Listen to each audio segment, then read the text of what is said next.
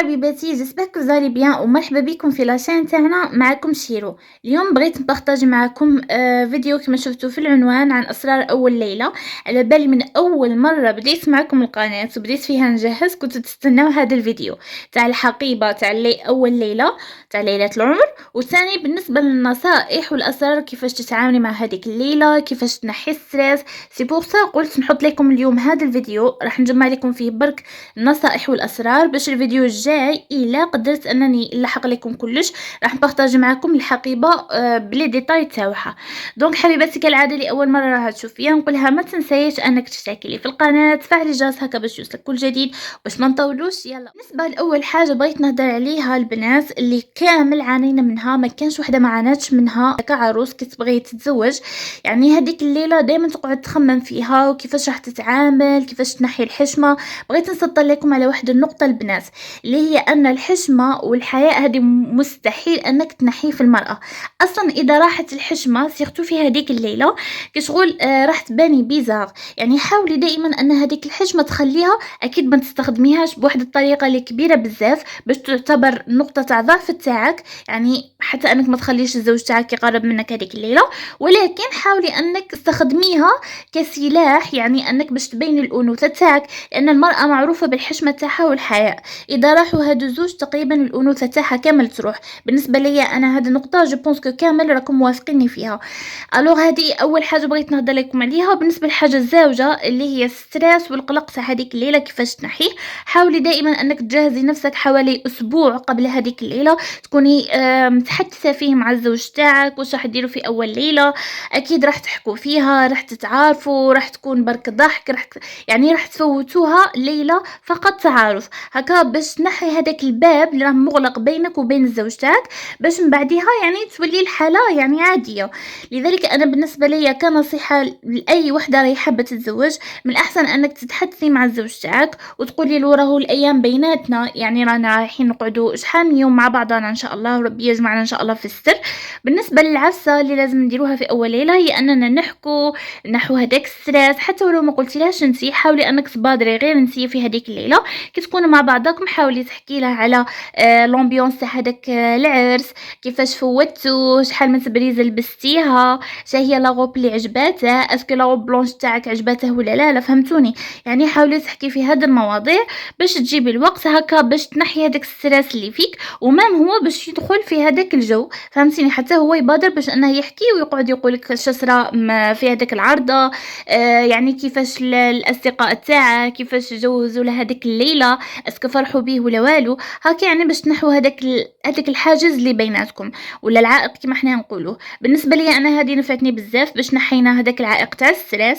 حاولوا انكم هذوك الايام تجعلوها بزاف ايام ما تنساش. دونك راني عطيتكم الحل تاعها، جيسبر ان شاء الله كامل طبقوه.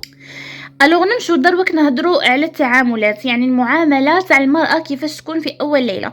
اكيد انا كاي انثى كتكون، يعني اي انثى في هذيك الليله اكيد راح تكون مصدومه، وحتى ولو ما كانش الليله الاولى الليله الثانيه ولا الليله الثالثه اكيد راح تكون مصدومه، راح تكون يعني ماهيش واعيه بالاشياء اللي راح تصرى لها في هذيك الليله.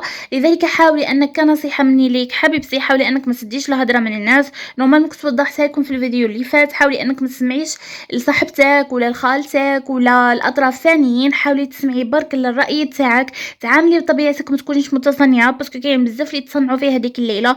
كاين اللي تتصنع انها يعني تكون هي اللي تحكم وهي اللي تقود في هذيك الليله، كاين اللي تبين روحها على اساس انها يعني كي تقول الله عارفه شغادي يسرى وكلش. لا حبيبتي انا مش نقول لكم بلي ما تعرفيش كامل شغادي يسرى، اكيد عارفي، ولكن ما تسمعيش الاطراف الثانيه، باسكو كل وحده والتجربه تاعها في الزواج، كل وحده والتجربه تاعها تاع اول ليله وكيفاش فاتت. بيان سور كاين بزاف اللي ما يحكوش فيها، مي كاين واحد الاطراف تاع البنات اللي تصيبيها كشغل تبغي تدخل لك في الامور تاعك وتقول كيفاش ديري وكيفاش تعملي وما نعرف واش، كشغل يعني هي السيناريو تاع حياتها ولا تاع الليله تاعها هذيك كامل حطاته لك يعني قدامك، شغل انت راكي تيماجيني فيها شصرا مع الزوج تاعها في هذيك الليله. انا هادو ما نوافقهمش صراحه. بالنسبه لي تبقى هذه امور شخصيه بينك وبين الزوج تاعك، ما تحكيها لحتى واحد. اصلا الحياه الزوجيه باش تنجح لازم الاسرار تاعهم ما تخرجش من البيت، ما تحكاش ولو للأم تاعك، يعني إذا كانت بينك وبين زوجك مشاكل من على طول، في حين أنني نتمنى ما تكونش كاينة مشاكل، بالرغم من أنه كامل أي علاقة زوجية أكيد راح تكون فيها شوية ديزيبيس.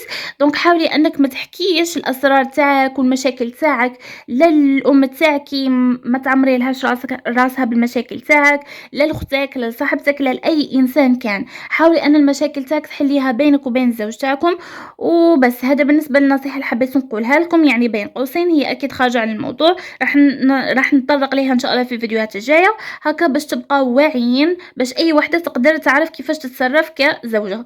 بالنسبة للنصيحة اللي حبيت نقول لكم عليها ثاني البنات، اللي هي حقيبة تاع أول ليلة، حبارطاجيها معكم في الفيديو الجاي. برك تنظيمات تاع الحقيبة تاع أول ليلة لازم دائما تكون أسبوع قبل هذيك الليلة. كنت قلتها لكم المرة اللي فاتت، واحد الأسبوع ولا 4 أيام قبل. ما تحاوليش أنك توجدي لي الصوالح تاعكي حتى لي ديرني جو، مثلا كيبقى لك يومين ولا، باسكو مستحيل راح يقدك الوقت، واكيد راح تلقاي روحك نسيتي واحد العفايس اللي راح نذكرهم لكم ان شاء الله في الفيديو الجاي. كان واحد العفايس بزاف مهمين، مثلا انا كنت وجدتها تقريبا واحد الاسبوع قبل، باسكو كان عندي سفره، يعني انا كنت سافرت تقريبا، ما قعدتش في الجزائر، كنت مباشره رحت الامارات، دونك كان لازمني نوجدها اكيد قبل. ولكن اي وحده اذا كانت قاعده في الجزائر ولا في نفس الولايه تاعها راح تتزوج، اوبليجي عليك انك توجديها سيمانه قبل، هي والحقيبه تاع التصديره، مام الحقيبه تاع التصديره، باش هكا تبقاي يعني مورغانيزيه بيان، وما تتبعثرلكش الافكار، وما تنسيش عفايس يكونوا مهمين. بالنسبه للعفسه الاخرى اللي حبيت نقولها لكم البنات، اللي هي كي تجوزوا هذيك الليله الاولى، يعني كنصيحه مني ليكم، غدوه من داك ما تحاوليش انك مباشره تروحي ترفدي الهاتف تاعك وتروحي تهضري مع والديك هكا، باش ما تبانيش باللي راكي مقلقه ويتقلقوا عليك. اكيد هذيك يعني اكسبيريونس عاده لاول مره راح تجوزيها، بيان سور كما ماشي كيما الناس يحكوا لكم، يعني ماشي حاجه اللي مرعبه ولا نسي با، باسكو كاين بزاف اللي يخافوا من هذيك الليله، يعني هي ليله عاديه يعني بين ازواج. حاولي انك في الصباح برك ما تحكيش مع الوالدين تاعك مباشره، جوزي يعني هذاك الصباح مليح، قعدي مع الزوج تاعك هكا، باش حتى هو ما يديش هذيك النظره تاع انك متعلقه بلي بارون تاعك بزاف لدرجه تاع انك تحكي لهم كلش وانك تقولي لهم كل شيء. باسكو كاين واحد النوع تاع الرجال اللي يتقلقوا كي الصبحه غدوه من داك، يعني تجي الام تاعها ولا خوتها ولا مش عارفه يجوا يطبطبوا عليها، كاين لي فامي يجوا يطبطبوا غدوه من داك. دونك كاين الرجال اللي يتقلقوا من هذه العفسه، ما روماركيتوش بلي اصلا اغلب الرجال في هذاك النهار، في تقريبا لي دو جور الاولى، يحبوا انهم ولا واحد يعيط ليهم، وتصيبيهم تقريبا يطفوا لي بورطابل تاعهم، باسكو ما يبغوش يتدخل في الامور تاعهم. تقريبا هو الزوج من بعد هذيك يعني من بعد الزواج يعني يعتبرك انتيا كامور شخصيه، امور خاصه، مستحيل اي واحد يتدخل فيها ولا يسقسي. اكيد انا مانيش نقول بلي لازم لي بارون تاعك ما يسقسوش على الاحوال تاعك، ولكن ماشي في نفس النهار، يعني حتى هما لازم يكونوا يعني متوعيين من هذا الطرف، هما يكونوا على بالهم. ولكن اختلاف تاع الاوقات واختلاف تاع الاجيال ماشي كيف باغ اكزومبل كيما يعني لي بارون تاعنا من قبل كان تقريبا يجوهم يزوروهم في الصبيحه تاع العرس، ولكن حنايا في الاجيال هذه تقريبا اغلب اللي جان ما يحبوش هذا الشيء، سيرتو اللي يكونوا يعني في الوتيل ولا ما يحبوش يعني انهم يجوهم في الصباح من داك، ولا يستنوهم، ولا يحبوا يستفسروا على البنت تاعهم كيفاش صرالها ومش عارفه. يعني هذه امور تبقى خاصه صراحه بينك وبين الزوج تاعك.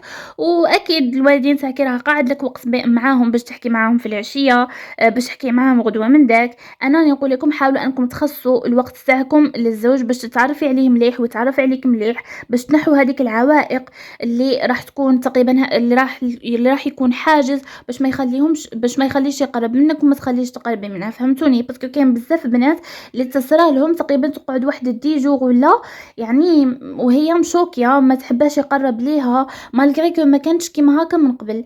يعني هذه صرات في لي فامي تاعنا. انا نعرف وحده مثلا كانت تقريبا قعدت ليها واحد دي جور ولا وهي قاعده في البيت تاع لا فامي تاعهم، باسكو ما حباتهاش يقرب ليها. جو بونس كو صارت ليها كيما الصدمه ومن بعدها ارتاحت. هذا علاش؟ باسكو في الليله الاولى ما ريحوش، ما حكاوش مع بعضاهم، ما دخلوش في هذاك الجو تاع التعارف. اكيد يعني عادي، حاولي انك تفهميه. اذا منحك فرصه تاع دو جور وانتم تحكوا وانتم يعني برك هكا مع بعض في غرفه واحده، تتعشاو مع بعض، يعني تتبادلوا اطراف الحديث، يعني ماشي عيب وماشي حاجه يعني تدل على انها كاينه مشكله بينك وبينه، لا بل بالعكس، هذا راح يسهل لك الامور. حاولي انك تفهمي غير بشويه واكيد راح يكون متفهم. دونك هذا بالنسبه للنقاط نقاط حبيت نوضحهم لكم البنات. بالنسبه للاسرار الاخرى تاع التعطير واسرار تاع شهما الملابس اللي تستخدميهم، وبالنسبه لي برودوي اللي تديهم معاك، هادو كامل راح نبارطاجيهم معكم في الفيديو الجاي. برك انا مانيش موجدتهم حاليا، علاش؟ باسكو الحقيبه تاعي كنت خليتها في الامارات، وعلى بالكم بلي الرحله تاعي المالديف ما بقالهاش بزاف. انا راني ايسي لو ماكسيموم باش انني نجيب لكم حقيبه ونعاود نجهز لكم كل شيء، يعني تقريبا بالنويزات، تقريبا بالعفايس تاع الكوزميتيك، بلي برودوي، بلي بارفان كامل اللي تحتاجوهم. هكا باش نحط لكم الفيديو دروك باسكو جو بونس كو ما نصيبش وقت من بعد ولا، دونك قلت نحطها لكم هادو الايام. اذا حبيتوا نهضر على اي حاجه ولا دائما كالعاده خلوها لي تحت في التعليق، راني نحاول لو ماكسيموم انني ناخذ لكم من وقتي باش نحط لكم فيديوهات كيما هكا توعويه، باش ندير لكم روتينات، باش نوري لكم لي برودوي، باش نتستو بزاف عفايس مع بعض، باش نقول لكم شنو هما لي برودوي اللي عجبوني واللي لا. اذا حبيتوا ندير لكم فيديو على اي عفسه ولا خلوه لي تحت في التعليق. دونك بهذا نكون وصلنا لختام هذا الفيديو، جيسبر ان شاء الله يكون عجبكم بزاف، وما عليا دروك نقول لكم تهلاو لي في رواحكم ومع السلامه. يلا باي.